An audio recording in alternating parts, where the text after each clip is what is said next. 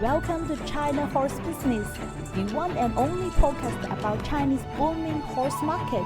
I'm your host, Zoe King, founder and CEO of Wonder Horse, from Shanghai, discovering the wonder of horse world. Hi everyone, my name is Irene. I knew Zoe back to our times in Paris. Very happy to join the episode. Hi Irene, welcome to the show. You used to be a very successful journalist on TV in Paris, then in Shanghai. Now you are a freelance key opinion influencer in lifestyle. How exciting! Well, indeed. I enjoy all challenges and adventures very much in my life. As a matter of fact, I hold myself a weekly podcast related to European lifestyle on Himalaya channel. I know, I listen to it every week. Big fan. You got Thank 22,000 listeners for your podcast. Very impressive. I will put the information of your podcast in today's show note.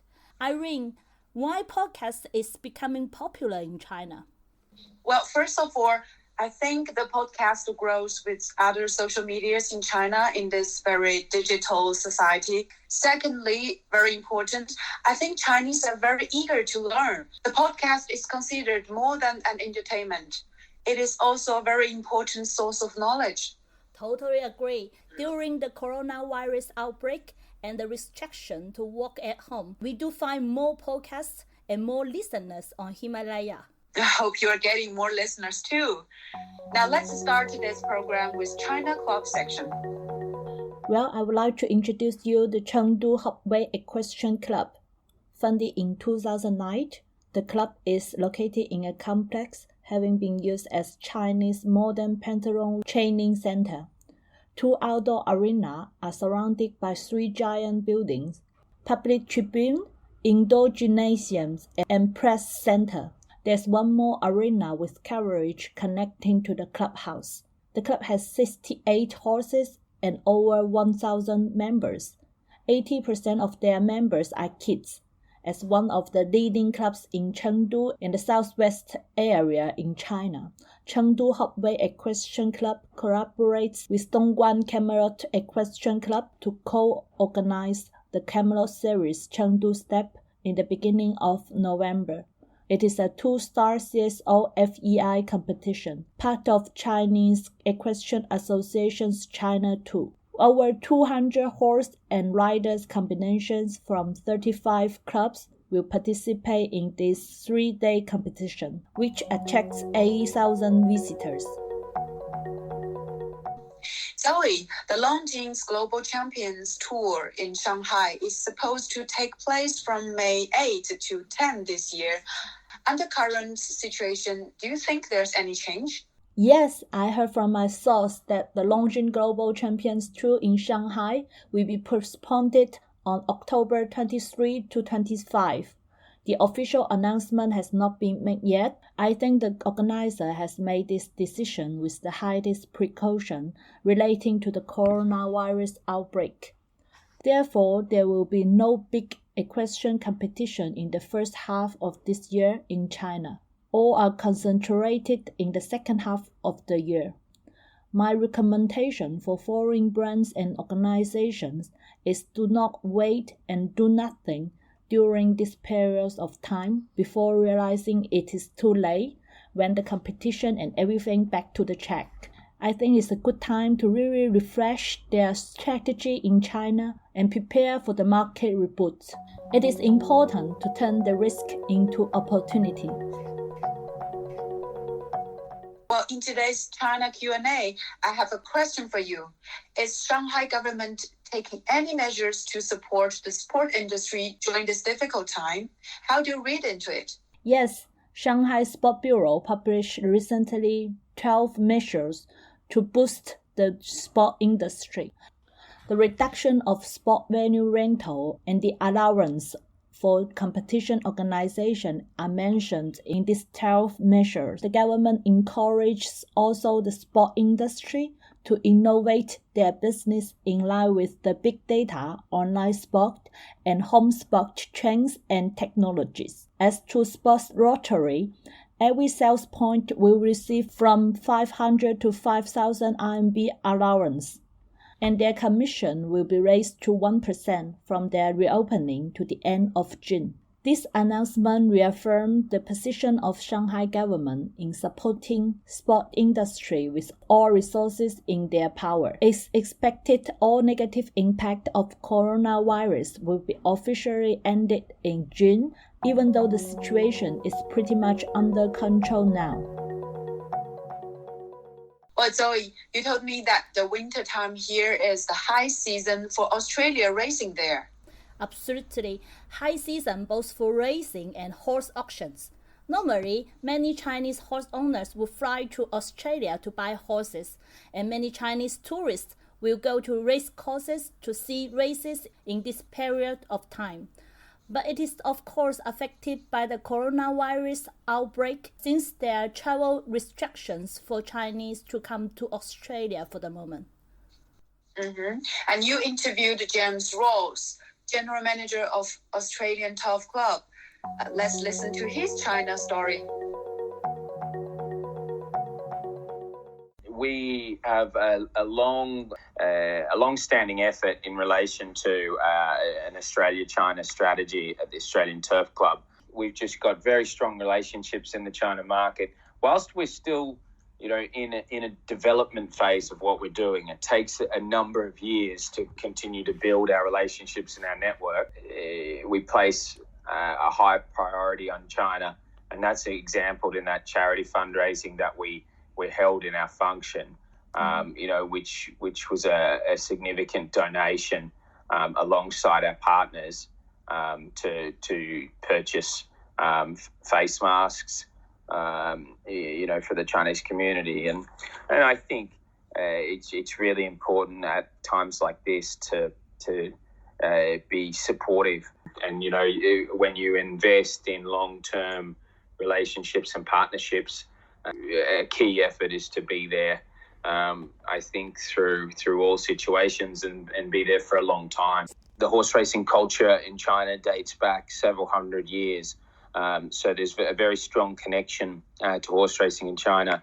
But there's also considerable development of horse racing in various jurisdictions. Got more horse owners, more people interested in horse racing. So at the Australian Turf Club, we try to provide an opportunity for all levels of people involved in horse racing, whether that's government, racing administration, horse owners, horse breeders, or direct participants, with the opportunity to come to Sydney, experience world-class horse racing, and also potentially even learn from what we're doing as a business. So, and look, we have various events which we've tailored to the Chinese market, like the Chinese Festival of Racing.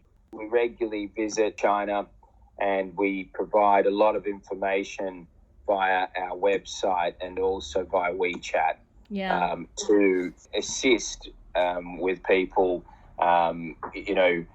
being informed about how to come racing, to show what the racing product is to the Chinese racegoer.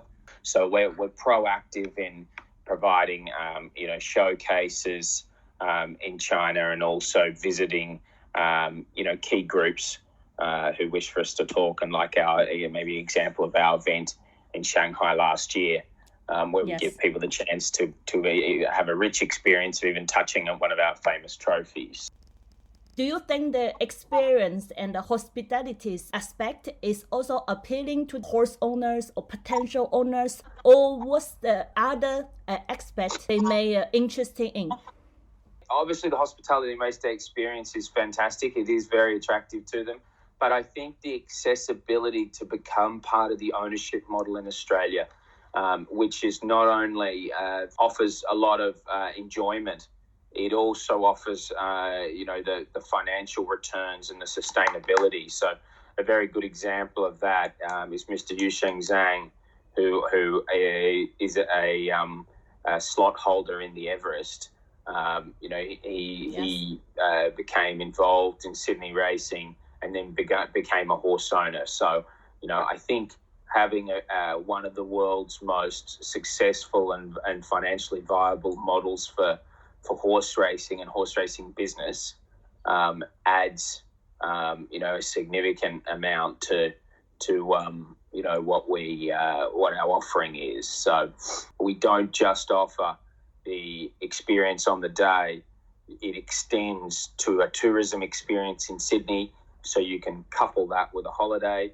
But then there are also business opportunities, or what we call a sporting business opportunity, available. So I think there's multiple advantages to what's offered in Sydney racing. Apart from the business cooperation and business investment opportunities, did you or will you cooperate with Chinese racing clubs in terms of know-how and technical support or technical training? Yes, and look, we've hosted a number of groups, both either at a local government level and from race clubs. There are some Chinese jockeys currently riding in our jurisdiction.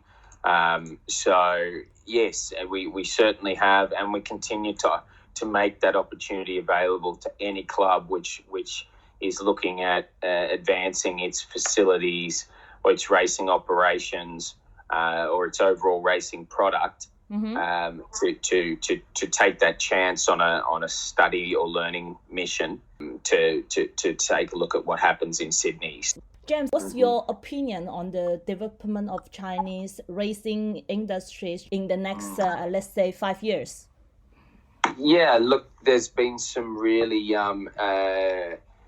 impressive developments over the last 5 to 10 years in China.